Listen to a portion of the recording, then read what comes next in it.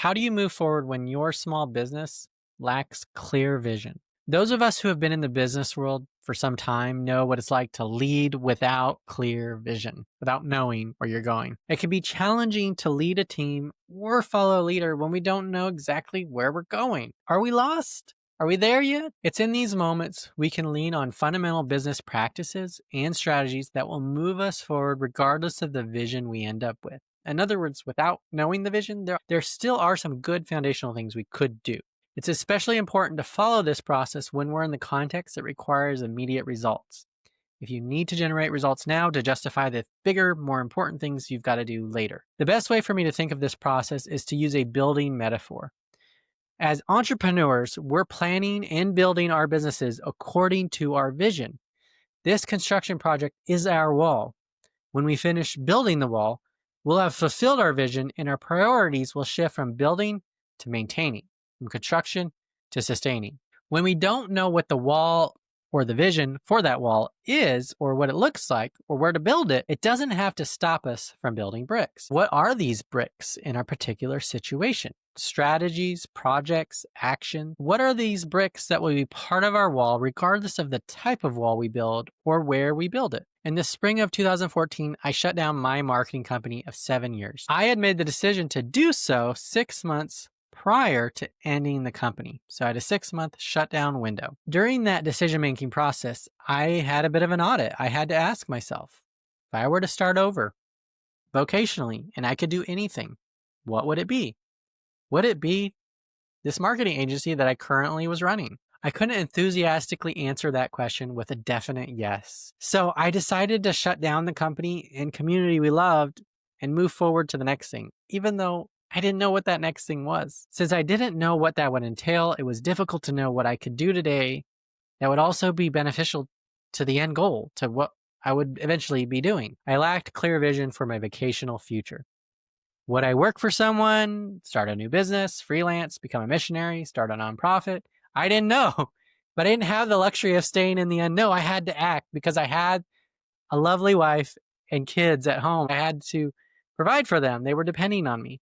So I didn't know where I was going. I didn't know what was next.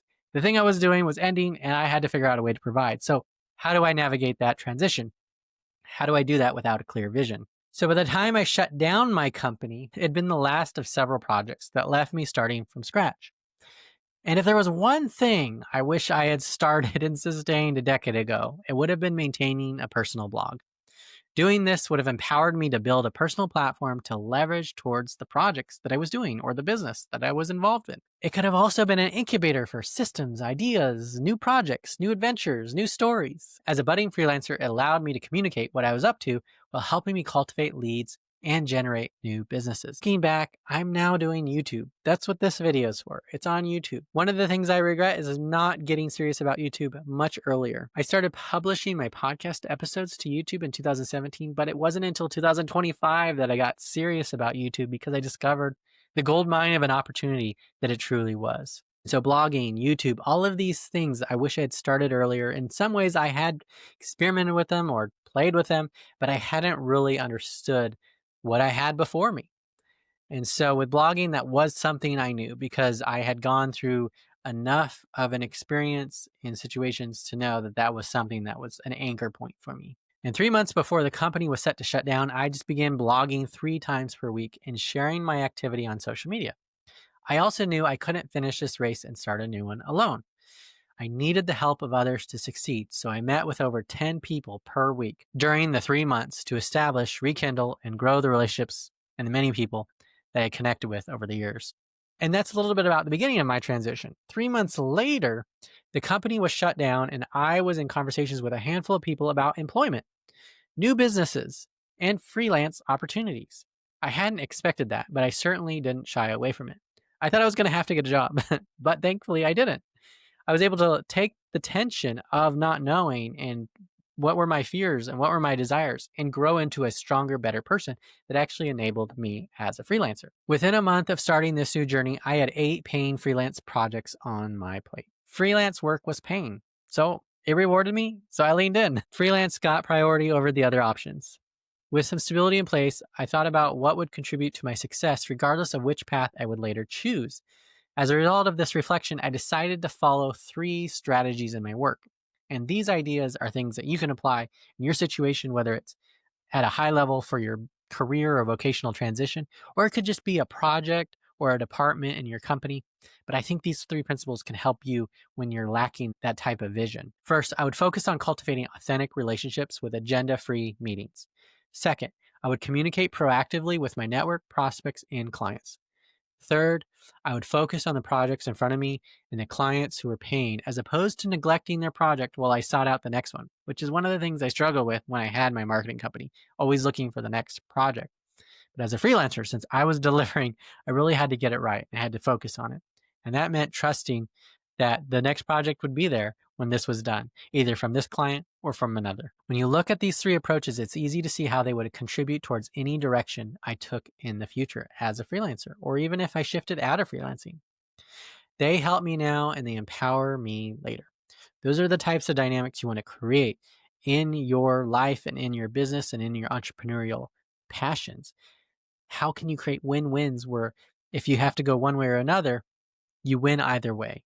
Sometimes you're going to hit a fork in the road where you won't have that choice, but when you do, try and make that choice happen. This is what I call a practice of building bricks. Not knowing exactly where you're going, but knowing that you can do these core things, these foundational things that will help you regardless of which direction you take. Someday, these bricks will be used towards building the wall that you're trying to build. 8 months into freelancing, the work continued to flow as a result of successfully executing these 3 strategies, and I decided to explore how I could master it. How do we continue the practice of building bricks?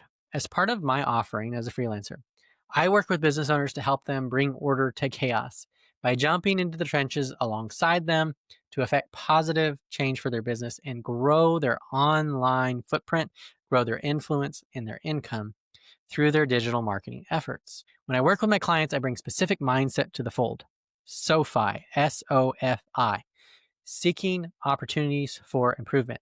As I help resolve the problems I've been invited to fix, I'm also surveying the landscape to see how else I can bring order to chaos and buy more time, thus leveraging revenue generating opportunities for the company to make the transition from the low hanging fruit, the things that where we can get immediate wins, towards longer term wins that have more upside and opportunity, or allows us to sustain the wins we've gotten to keep those wins coming. I'm improving what I'm able to improve, and I'm filling the gaps and moving things forward. I had one client where this project really worked out well. We had hundreds of blog posts that needed updating, consolidation, graphical improvements, and cleanup. At the same time, we were seeking his vision about whether he wanted to build a scalable national business or just keep it a small local one. While this important decision would make a difference in the various strategies we would use in the marketing, it didn't change the fact that we needed to optimize his existing website content, his many blogs. So we moved forward on a vision before we ever got clarity on the overall business direction. We built bricks so we knew we could contribute to any potential wall, any potential direction that he would be going. We could help build that thing. So the key here for all entrepreneurs is to look at the areas we have responsibility for and make the improvements we deem necessary. It's about good stewardship, meaning we run our area of the business as if we own it, as if we are the owner of the company. When we improve the people, culture, and systems around us, we'll position ourselves to more effectively execute the overall vision when it does finally arrive.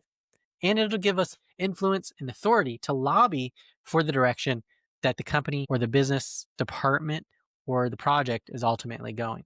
So those are a few ideas and thoughts that I've written about, thought about, shared with others. What can you do when you don't have clarity on vision? Or what can you do when your leader or your boss or your department lacks that clarity of vision?